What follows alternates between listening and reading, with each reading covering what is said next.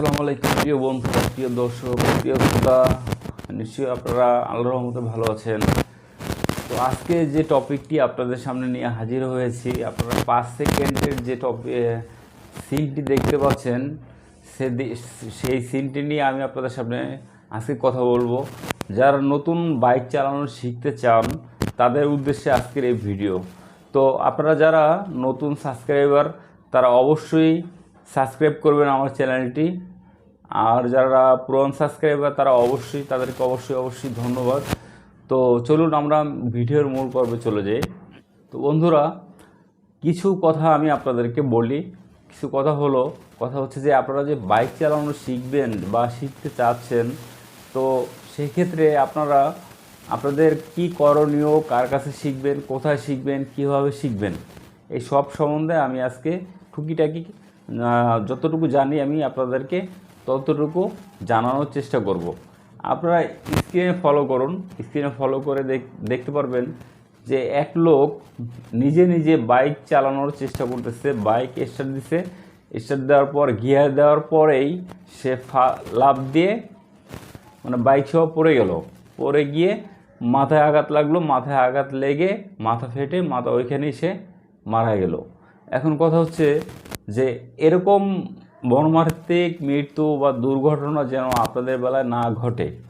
কিছু ইয়ং বয়সের ছেলেপেলে আছে, আমাকে মেসেজ করে বলে যে ভাই আমি বাইক চালানো শিখতে চাই। তাদের বয়স দেখা যাচ্ছে যে 14, 15, 16। এর ভিতরে তারা আমাকে মেসেজ দিয়ে বা কমেন্ট করে বলে যে বাইক চালানো শিখতে চাই, আমাকে বাইক চালানো শিখান। তখন আমি তাদেরকে বলি যে আপনারা আপনাদের অভিভাবক, গার্জিয়ান যারা আছে, বাবা মা, ভাই বোন, তাদের অনুমতি নিয়ে আমার কাছে আসেন। আমি তারপর আপনাদের বাইক চালানো শিখাবো। এর আগে আমি বাইক চালানো শিখাতে পারবো না, আমি এটা বলে থাকি।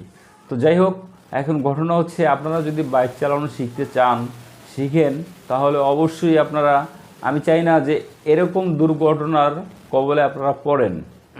আপনারা একজন দক্ষ চালক যে আছে, যে বাইক চালাতে পারে ভালোভাবে, সম্পূর্ণ অভিজ্ঞতা আছে বাইক সম্বন্ধে, আপনি তার কাছ থেকে বাইক চালানো শিখবেন।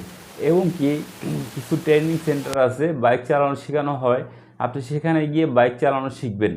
আপনি নিজে কখনো বাইক নিয়ে ট্রাই করবেন না চালানোর, তাহলে এরকম দুর্ঘটনা ঘটতে পারে।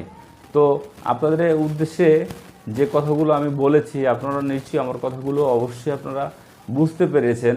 আসলে বাইক হচ্ছে একটা রিস্কের ব্যাপার, একটা দুর্ঘটনার একটা যান যেটাকে বলে, এটা কন্ট্রোল করা আসলে অনেক কঠিন।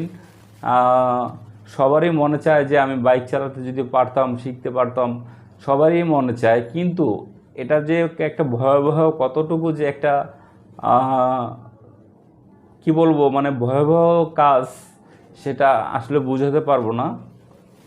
অন্যান্যভাবে অ্যাক্সিডেন্ট হলে দেখা যায় মানুষের হাত পা ভেঙে যায়, বেঁচে যায়।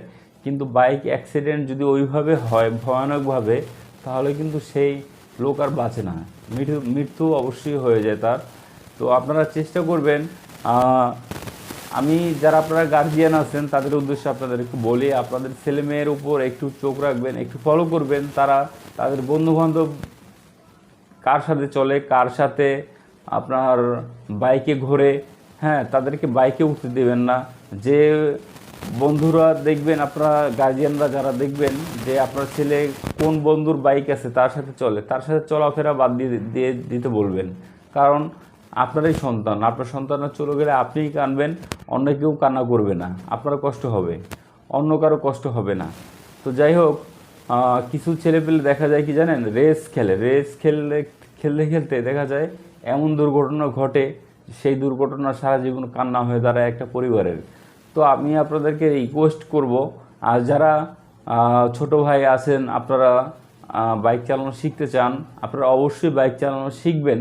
কিন্তু আপনারা আরেকটু বড় হন এবং একজন দক্ষ চালক, তার কাছ থেকে সব কিছু আগে ডিটেলস জানবেন। কিভাবে বাইকে স্টার্ট দিতে হয়, কিভাবে চাবি ঢুকাতে হয়, কীভাবে ক্লাচ করতে হয়, কিভাবে গিয়ার ফেলাতে হয়, কিভাবে ক্লাচ ছেড়ে পিক আপ দিতে হয়, কীভাবে গাড়ি সামনে আগাতে হয়, এগুলো টুকিটাকি আগে শিখবেন। শিখে তারপর আপনারা আস্তে ধীরে সুস্থে বাইক চালানো শিখবেন। তো ধন্যবাদ বন্ধুরা, এই ছিল আমার আজকের ছোট্ট একটু ভিডিওটি যদি আপনাদের অবশ্যই ভালো লাগে অবশ্যই লাইক করবেন, কমেন্ট করবেন, বেশি বেশি শেয়ার করবেন। ধন্যবাদ সবাইকে, সবাই ভালো থাকবেন। আসসালামু আলাইকুম।